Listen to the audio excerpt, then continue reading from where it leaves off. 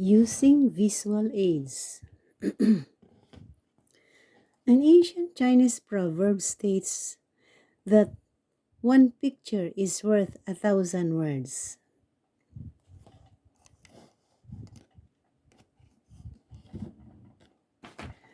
Pictures and other visual aids such as maps, slides, films, graphs, and models certainly do make an impact,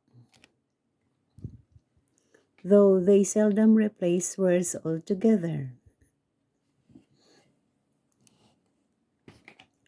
When delivering lectures, they can make your point, clarify your meaning, enliven your message, and inspire your audience.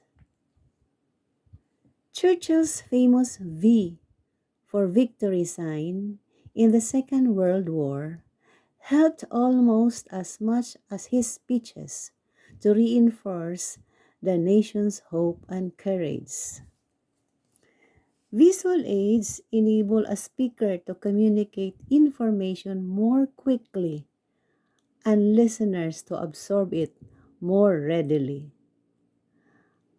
As every motorist knows, road signs, whether symbols or color codes, have an immediacy that neither the spoken nor the written word can match. With this, a simple formula emerges. Words plus visual aids equals quick comprehension plus long-lasting impressions. Visual aids have other advantages as well. They help to keep your audience attention. Providing different visual images from time to time helps to reduce lacking interest. And if you are nervous or inexperienced, visual aids are useful psychological props. They divert the listener's attention from you, and handling them helps you to channel your own nervous energy.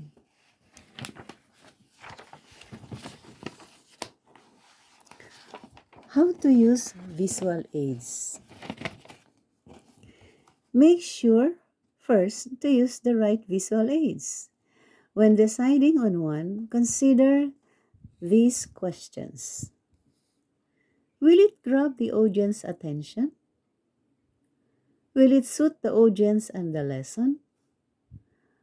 Will it be large enough, high enough, and clear enough for people at the back of the room to read or see? Will it really help people to understand and remember the point you are making? Could you not convey the message better with words alone? Will the equipment you need be available? Here are the do's and don'ts when using visual aids. Do limit the number of your visual aids. You are giving a lecture, not an exhibition. Don't cram too much information in your one visual aid. Overcrowding a board or screen will confuse rather than enlighten your audience. Do rehearse with your visual aids. Make sure you have mastered the use of projectors and that they are in working order. Check if you have extra equipment you need: extension wires, chalk, colored pens, pointers, and so on. And have backups ready. If a projector breaks down, you can then turn onto your spare one, or at least to the blackboard. Do face the audience while using visual aids. It is all too tempting to face the screen or flip chart while explaining details, but this muffles your voice.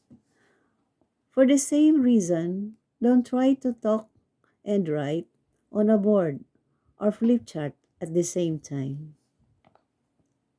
Don't stand in front of your visual aids. Stand to one side and use a pointer to draw attention to the item on the map, chart, or illustration. And don't point across your body. This produces a cramped or closed stance, a poor use of body language that tends to push the audience away rather than draw them in. Do be specific in what you are indicating. Don't just point vaguely to parts of the picture. Here are two final points. First, don't forget that visual aids are only aids. What you say and how you say it is more important. If your words are boring or long-winded, no visual aids can hide the fact. Secondly, remember that yourself are your most effective visual aid. Audiences respond not only to the words you utter, but also to you. If you look alert, upright, self-assured, if your appearance inspires confidence, students will listen to your words with extra care, interest, and enthusiasm. In short, look and behave the part. Please like, share, subscribe, and comment.